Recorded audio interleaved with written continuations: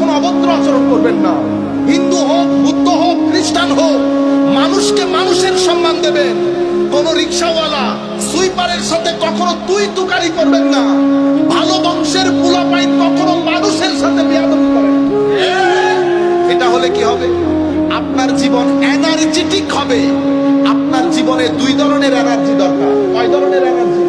দুই ধরনের। দুনিয়া যদি এখানে থাকেন, এখানে কিছু জিনিস তো আপনার দরকার হবে। টাকা দরকার হবে, খাওয়া দরকার হবে, মা বাবা আত্মীয় স্বজন দরকার হবে, কিন্তু আপনার টার্গেট কোনটা?